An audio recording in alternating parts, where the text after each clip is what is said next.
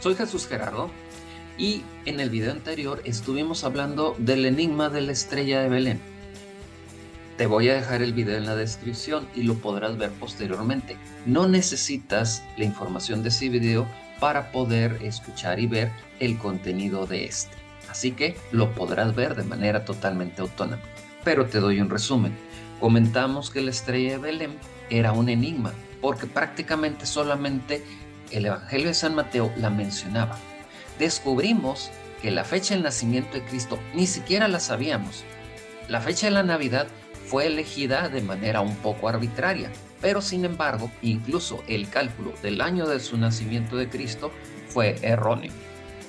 Sin embargo, gracias a la evidencia que tenemos de la estrella de Belén, pudimos calcular por medio de un simulador astronómico cuál fue la fecha real del nacimiento de Cristo.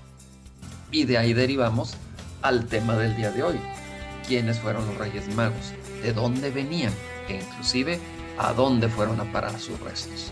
Esto lo veremos aquí en Libros, Ciencia y Ficción.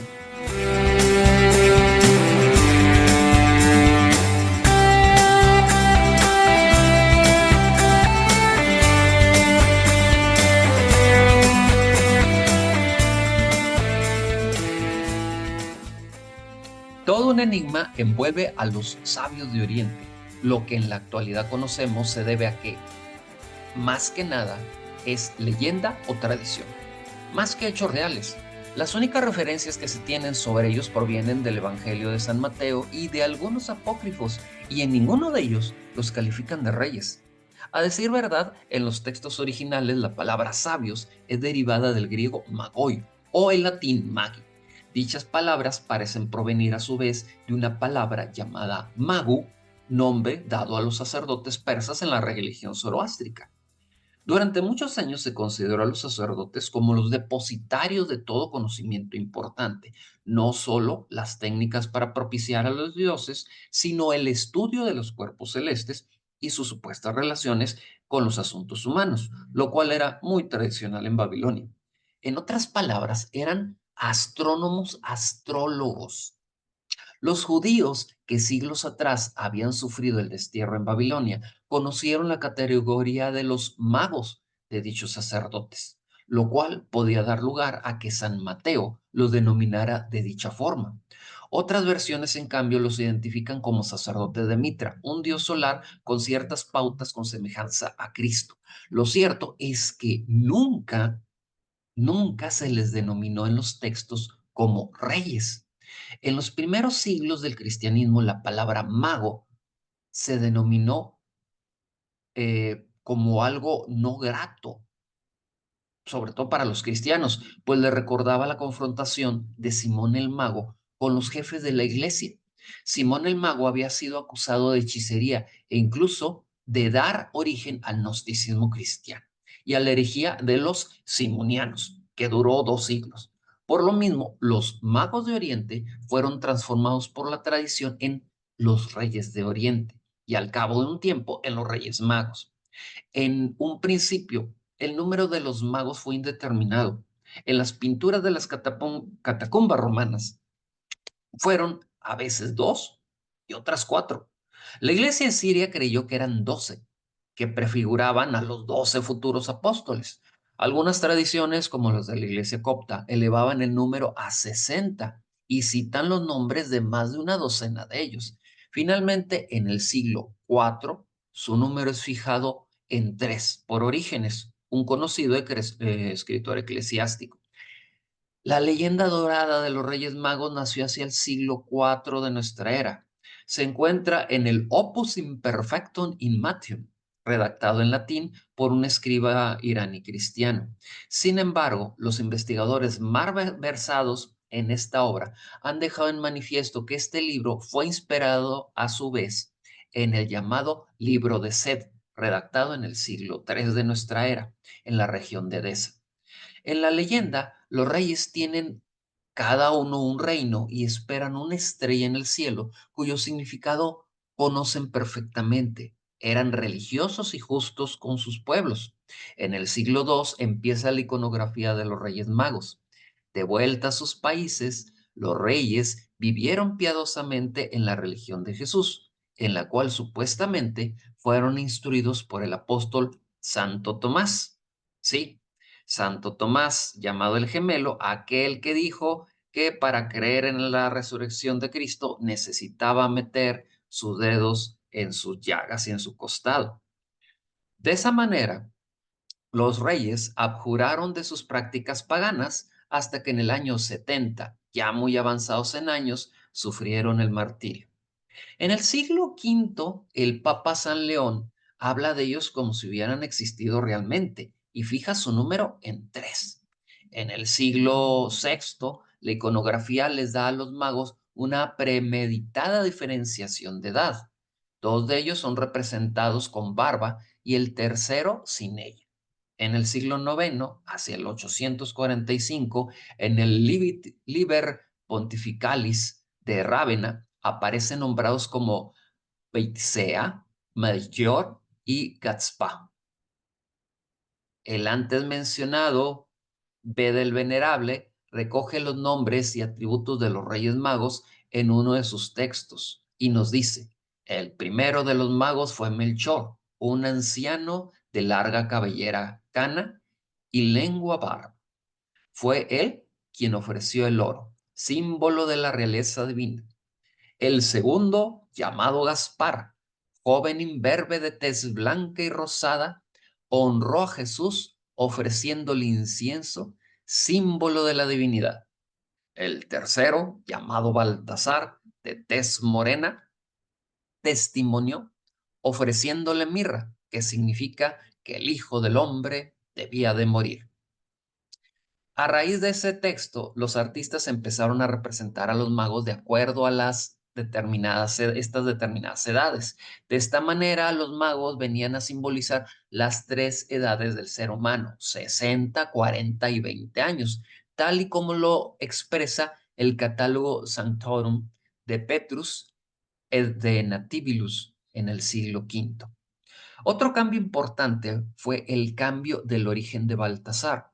Aunque Beda el Venerable ya lo menciona como de tez morena, durante mucho tiempo nadie imaginó la existencia de un rey mago afro. Según la tradición, ellos eran originarios de Persia, por lo cual no podía existir un negro entre ellos. Sin embargo, a partir del siglo XIV, por influencia de la vocación ecuménica de los predicadores, empezaron a dar un carácter universal a los Reyes Magos. Desde entonces simbolizan las 3 razas humanas admitidas en la antigüedad y prefiguradas en los 3 hijos de Noé: Sem, Jafet y Cam, tal y como en el Antiguo Testamento las define. Y también obviamente arranca la tradición de representar a los Reyes Magos montados sobre animales correspondientes a sus geografías: un caballo, un dromedario y un elefante respectivamente. Una anécdota curiosa fue la ocurrida en el siglo XVI, tras el descubrimiento de América. Al representar a los Reyes Magos a todas las razas del planeta, algún devoto cristiano tuvo la idea de que el nuevo mundo debería ser representado en el cortejo real. De esa forma, en el retablo portugués de la Catedral de Viseu, Baltasar, en lugar de ser un rey negro o afro, es representado como un pintoresco jefe indio de Brasil, con su jabalina emplumada. Para infortunio del promotor de dicha idea, la idea pues no prosperó dentro de la arraigada tradición cristiana. Con el tiempo aparecieron sus cuerpos en Milán. ¿Cómo llegaron ahí? Fue la pregunta que todo el mundo se hacía. Para contestarla, en el siglo XII empezó a circular la siguiente tradición. A principios del siglo IV, la anciana madre del primer emperador cristiano, Santa Elena, después de hallar milagrosamente en la colina del Gólgota la Vera Cruz o la cruz verdadera donde fue crucificado Cristo, se preocupó por asegurar la veneración de los fieles, también obteniendo los despojos mortales de los Reyes Magos, los cuales Hasta entonces habían permanecido dispersos y los hizo trasladar de Persia a la ciudad que lleva el nombre de su hijo, Constantino el Grande, a Constantinopla. Eso sí, debemos aclarar una cosa. Santa Elena tiene una historia que parece indicar que logró conseguir todos todos los huesos, restos y reliquias habidos y por haber. Parece como si fuera una especie de Santa Indiana Jones, pero muchos de esas reliquias que en algún momento consiguió, ni idea si efectivamente serán reliquias auténticas. Total, regresando al tema de los restos de los Reyes Magos en Constantinopla. Una vez ahí, los huesos fueron puestos en un gigantesco sarcófago de granito y permanecieron ahí hasta el reinado del emperador Manuel en los tiempos de la Segunda Cruzada en el siglo XII. Medio siglo después, el obispo de Milán, San Eustorgio, religioso noble de origen helénico, visitó Constantinopla para que el emperador le permitiera aceptar su reciente nombramiento. El emperador le regaló los cuerpos de los tres reyes y trasladó las venerables reliquias hasta la lejana sede de su diócesis. Para ello adquirió dos robustos bueyes y un carro. Hizo cargar sobre él el sarcófago y emprendió la marcha. Relata la leyenda que la misma estrella que siglos antes había señalado a los reyes el camino a Belén resplandecía en la ruta de San Eustorgio y lo guió a todo lo largo del difícil camino. Pero al pasar por las ásperas montañas de los Balcanes, sucedió que un lobo hambriento asaltó y desgarró a uno de los dos bueyes. Para continuar su viaje, San Eustorgio domeñó a la fiera insolente y la unció al yugo de su víctima. A fuerza de látigo, el lobo salvaje se transformó en un lobo de Tiro. Así San Eustorgio llegó a Milán con el carro tirado por un buey y un lobo manso, cargado con los restos de Melchor, Gaspar y Baltasar, siendo recibido con júbilo por los milaneses. Esta leyenda fue tan aceptada en la Edad Media que desde fines del siglo XII fue tenida como un hecho histórico irrefutable. Las reliquias en la iglesia de San Eustorgio fueron uno de los más legítimos orgullos de los milaneses. Pero en 1162, Milán es saqueada y destruida por el emperador alemán Federico Barbarroja. Su consejero, Reinaldo de Dassel, obispo de Colonia, no olvidaba en el momento de la contienda los intereses de su diócesis y pidió al emperador permiso de llevar a la ciudad renana las ilustres reliquias. Según otros relatos que han llegado hasta nosotros, las reliquias se encuentran en tres sarcófagos donde había tres cuerpos incorruptos. Estos sarcófagos estaban rodeados por un círculo dorado, como indicando que no debían de ser separados. Cuando Reinaldo se presentó en el templo de San Eustorgio para apoderarse de ellos, los sacerdotes les dijeron que el sarcófago contenía los restos de Dionisio, Rústico y Eleuterio, y que no sabían nada respecto a los nombrados Melchor, Gaspar y Baltasar. Reinaldo, escéptico, mandó que se levantara la pesada losa y le esperaba una sorpresa aún más grande. La tumba estaba vacía. Manos piadosas de los milaneses habían extraído los huesos durante el sitio de los bárbaros y los habían sepultado bajo la torre del campanario de la iglesia de San Giorgio al Palazzo. No se sabe a ciencia cierta cómo fue a parar Reinaldo al escondrijo donde descansaban los restos. Lo cierto es que los santos reyes fueron localizados y emprendieron un nuevo viaje hacia 1164. Cruzaron los Alpes y siguieron el curso del Rin hasta Colonia. En la mismísima Colonia, las leyendas sobre los santos reyes continuaron. Según la tradición, cada calavera del rey conserva su inseparable corona. E incluso una crónica relata que un abad cisterciense de Castilla, Pedro de Gumiel de Izán, al ser llevado ante la tumba de los Reyes Magos, pudo escuchar el tocar de una flauta y los impacientes relinchos de los caballos.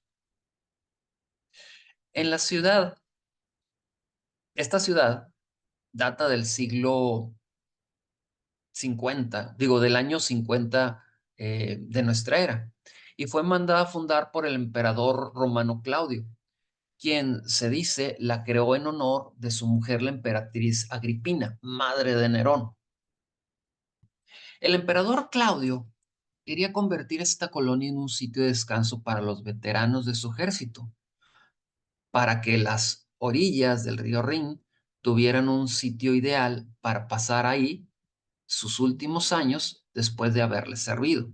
La ciudad recibió el nombre de Colonia Claudia Ara Agripinensis. Todavía en tiempo de Federico Barbarroja, la ciudad era reconocida como Colonia Agripina. La afluencia de peregrinos de todos los ámbitos del imperio que querían venerar a los santos peregrinos de Belén fue inmensa. Los prelados se vieron precisados a proyectar un templo digno del culto. En el 15 de agosto de 1248, el obispo Conrado de Hostaden puso la primera piedra de la catedral de San Pedro. Pocos años después, el mes de Nicolás de Verdun terminaba el arca, obra maestra de la orfebrería gótica, en que se conservan desde entonces las insignes reliquias.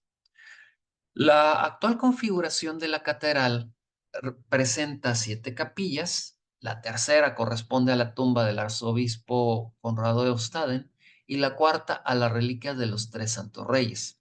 En sus vitrales destacan la representación de la historia de los Reyes Magos, así como la historia del emperador Constantino y su madre Santa Elena. Los milaneses nunca se resignaron a la pérdida de los sagrados huesos reales y siempre que pudieron volvieron a la carga para hacer valer sus derechos sobre ellos. En 1495, Rodrigo Borgia, para entonces Papa Alejandro VI, a instancias del duque de Milán, Ludovico el Moro, pidió al arzobispo de Colonia la restitución de las reliquias.